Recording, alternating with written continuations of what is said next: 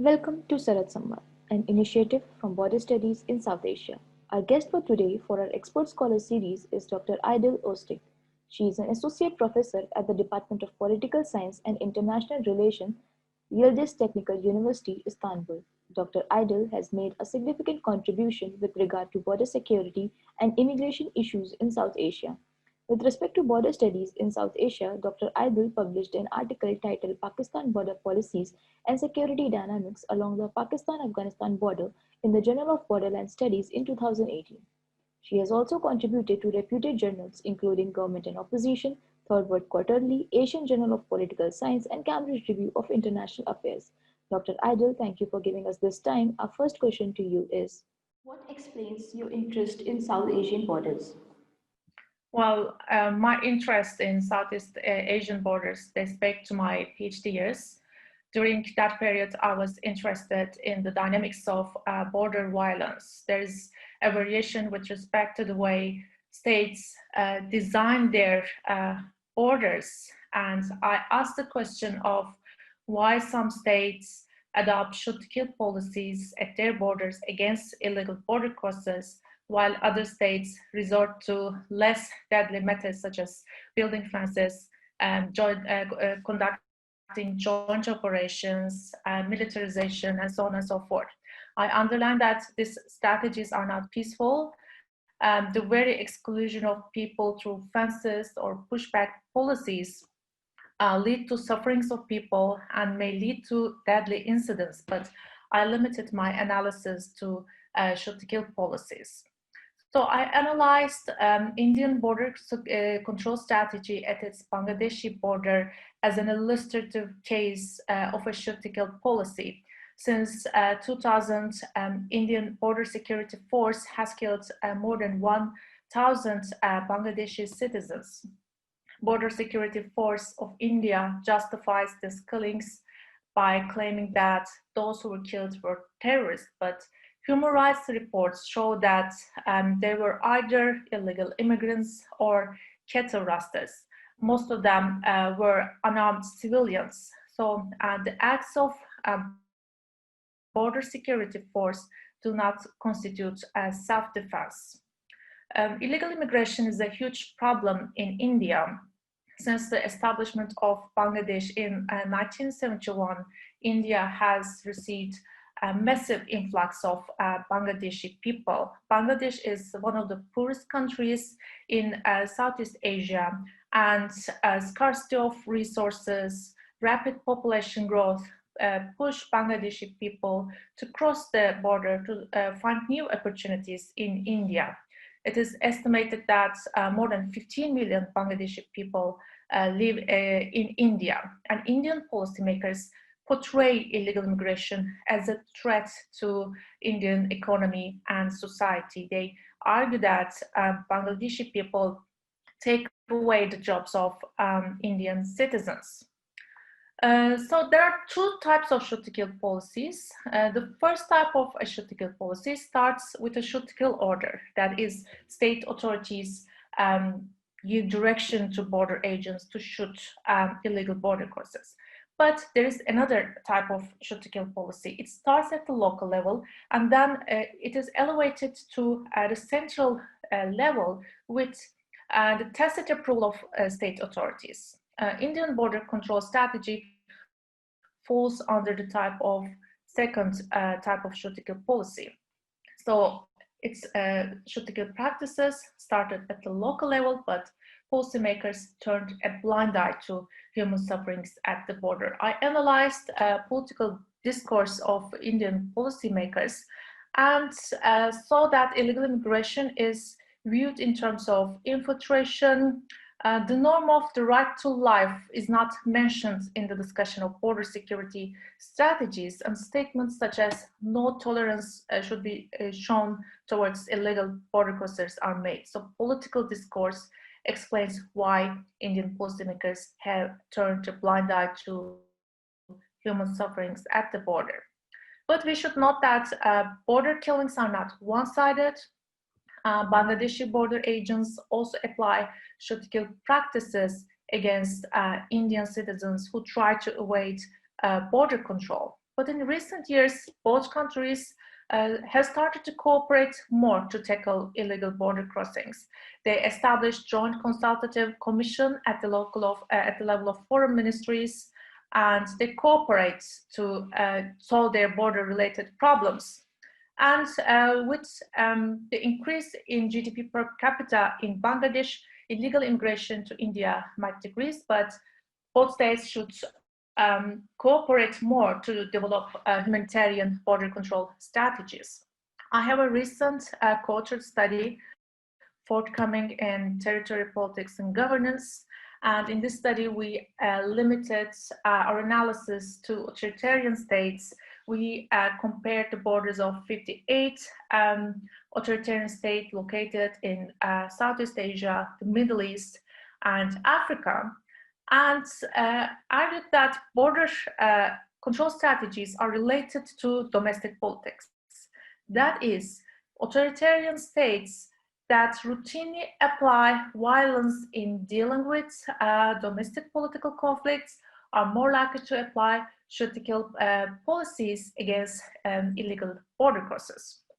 But in assessing this link, we also took into consideration alternative arguments. For instance, authoritarian states undergoing democratization might refrain from shoot-to-kill policies as they might be concerned about losing popular support.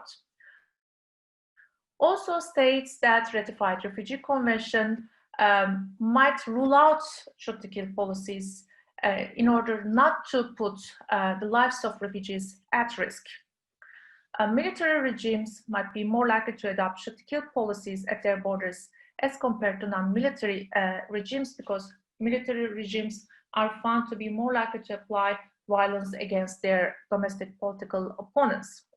And states that are economically developed can afford to build fences or deploy sophisticated technologies at their borders, and as such, they might rule out shoot-to-kill policies.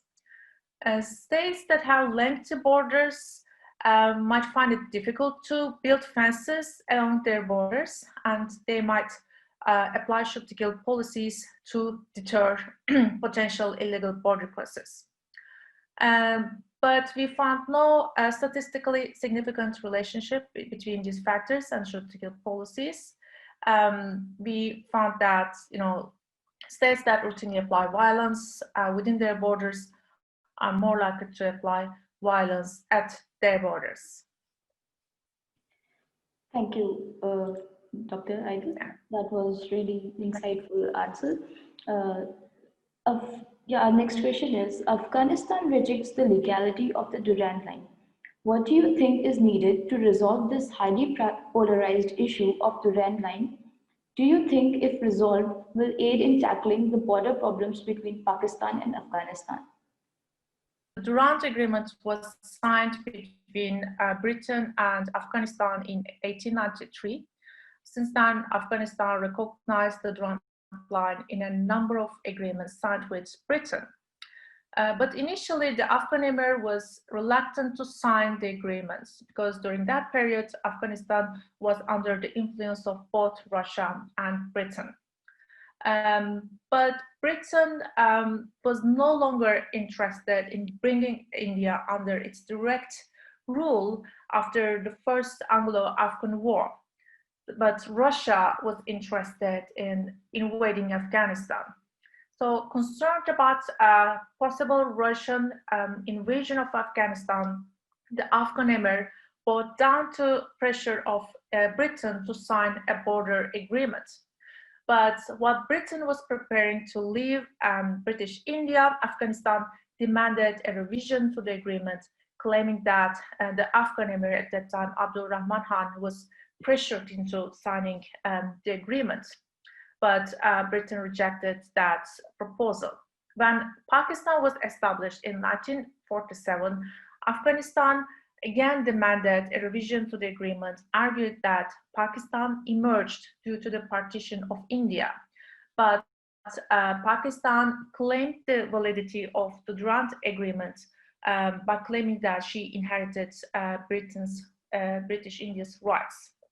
So in 1993, Afghanistan demanded another revision to the agreement, claiming that the agreement was valid for only 100 years, even though no such clause was included in the agreement, and Pakistan rejected that proposal as well. In order to understand the problem between both countries with respect to the Durand line, we need to look at the Pashtun problem. It is estimated that more than 50 million Pashtun people live in both countries. Pashtuns make up of 42% of the Afghan population. They are the single largest ethnic group in the country, and they make up of 15% of the Pakistani population. They are the second largest ethnic group in the country, and most Pashtuns live along the border areas.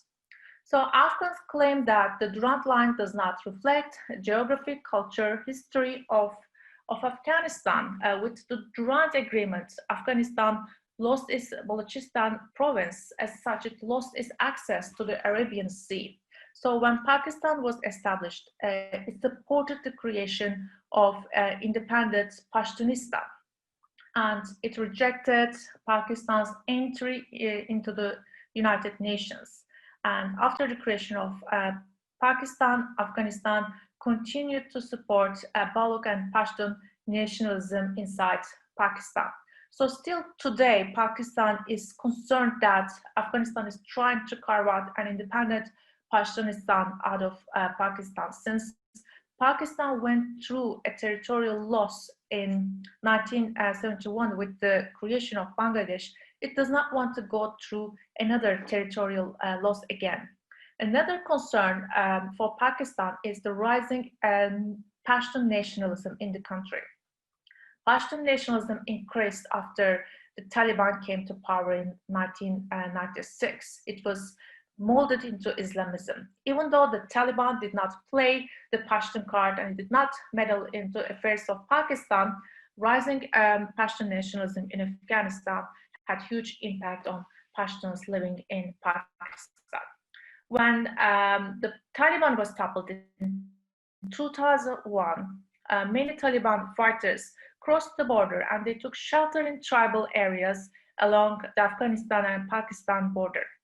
And many Pakistani militants crossed the border to help the Taliban in its fight against the Western forces. Pakistan tried to prevent these illegal border crossings, but it was not successful. The border is porous. Neither Afghanistan nor Pakistan can impose this control on the border. So considering Pakistan's territorial concerns, the rising Pashtun nationalism in the country, and strained relations with Afghanistan, I don't think there will be any settlement about the Durand line in the near future. And even though Afghanistan wants to revise the agreement, it has not made any serious efforts to advance its claims in its diplomatic relations with Pakistan or in international forums. So considering the dynamics on both sides of the border, I don't think the problem with the Durand agreement will be solved in any time soon. Thank you. Can we compare Pakistan's present border control strategies with the US-Mexico border? States adopt shoot-kill policies against unarmed illegal border crossers, but Pakistan initially adopted a defensive strategy against militants along its borders and then switched to a defensive strategy. In order to understand Pakistan's strategy, we need to look at how domestic politics are linked with border dynamics. Security concerns of Afghanistan increased after the establishment of the Pakistani Taliban in 2007. Since then, the Pakistani Taliban has attacked government installations and security personnel. The objectives of the Pakistani Taliban are to overthrow the Pakistani government, enforce Islamic law, and fight against Western forces in Afghanistan. Terrorism in Pakistan is closely related to governance problems in the country. Rampant corruption, weak political institutions, and unemployment create permissive conditions for the rise of terrorism in the country. Many young unemployed people are incentivized to join terrorist organizations. In 2009 alone, more than 2,000 terrorist incidents took place in the country. Pakistan accuses outside forces for terrorist incidents, but we need to remember that Pakistan was a hub for terrorists in 1980s. Many militants from the Middle East and Southeast Asia flocked to Pakistan to fight against the Soviet army in the 1980s. So the Pakistani Taliban is in close contact with the Taliban in Afghanistan. The militants cross the border easily to help each other out. As I mentioned, the border is porous and Pakistan cannot impose full control over its borders.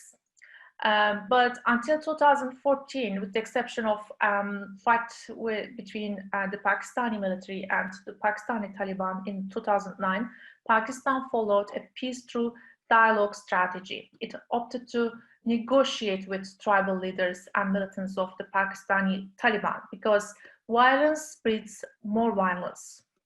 US drone attacks in tribal areas and the Pakistani military's incursion into tribal areas created a permissive environment for the rise of the Pakistani Taliban. So Pakistani authorities first tried to solve the terrorism problem through dialogue with militants.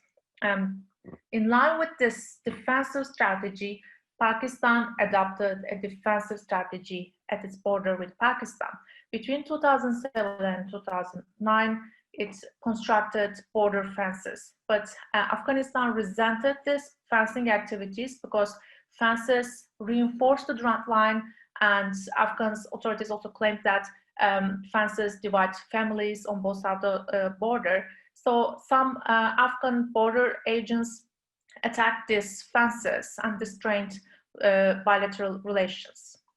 So until 2014, Pakistan, with some exceptions, followed a peace through dialogue strategy within its borders. And in line with this strategy, it adopted a defensive strategy towards militants. But this changed with the Jinnah International Airport attack in 2014.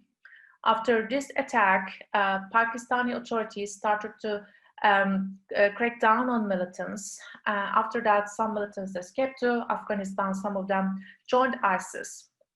Consistent with the change of domestic strategy, Pakistan changed its border strategy, and Pakistani authorities gave a shoot-to-kill order against anyone who crosses the border illegally in 2017. The shoot-to-kill order has not translated into systematic shooting practices, but there are intermittent violence along the border. The dynamics along the US and Mexico border are quite different from those of the Pakistan and Afghanistan border. For Pakistan, the main problem for its Afghanistan border is militancy. The United States, on the other hand, is concerned about illegal immigration and drug trafficking. The United States does not have a shoot-to-kill policy at its Mexico border, but its border strategy is not peaceful either. US border agents are sometimes assaulted by illegal border crossers, and they sometimes use force as a self-defense. And prevention through deterrence strategy implemented in 1994 caused migrants to cross the border through unsafe areas, and as a result, migrant deaths significantly increased. Even though the border wall was not a solution to illegal border crossings, Trump promoted the border wall as a solution to illegal immigration and drug trafficking both before and after he became president. But Trump's border wall would not prevent illegal border crossings because many people enter the United States with valid visas and they overstay after their visas expire. So a border wall cannot prevent this type of illegal immigration. The same goes with drug trafficking. Many drugs are trafficked into the US through underground tunnels. A border wall, no matter how big it is, cannot prevent such trafficking of drugs. So to sum up, both the Afghanistan, Pakistan, and the US-Mexico borders are porous, and security dynamics at both borders are different. But both Pakistan and the United States need to develop comprehensive strategies in order to establish secure borders. Thank you. Moving to our last question. As a scholar of IR, how do you see the changes in the international system on the face of COVID-19 crisis? Are we going to enter into the post-globalization world order? How do you see its impact in border in any way? And the COVID-19 is not only a global health crisis, it has dramatically shaken the global economy. Before the pandemic, we witnessed the rise of populism in developed countries, increased authoritarianism throughout the world, increased border restrictions due to refugee and migrant flows. These trends will continue to dominate the post-COVID-19 world. In the worst-case scenario, and global depression can bolster protectionism and authoritarianism, the United Nations World Food Programme warned that food insecurity might double this year. Even developed countries have rampant malnutrition problems and unemployment problems. So in light of this dynamics, we might witness backtrack from globalization. The pandemic has also impacted borders, cross-border interactions decreased, and border restrictions have increased. However, these restrictions have not stopped smuggling of migrants. Now smugglers lead migrants to cross the border through unsafe areas, and this puts migrants' lives at risk. So with sharp increases in unemployment and malnutrition, refugee and migrants flows are likely to increase, and this might lead to more protectionist policies. I cannot say whether the pandemic will lead to a new world order, but the post-COVID-19 world will certainly be more chaotic. Thank you, Dr. Idil, for such an intriguing answers. It was quite instructive on the future trajectories of border studies in South Asia. I would also like to thank you for engaging with us in this session and providing your valuable time and counsel. Thank you very much. Thank you very much for your invitation. It was a pleasure.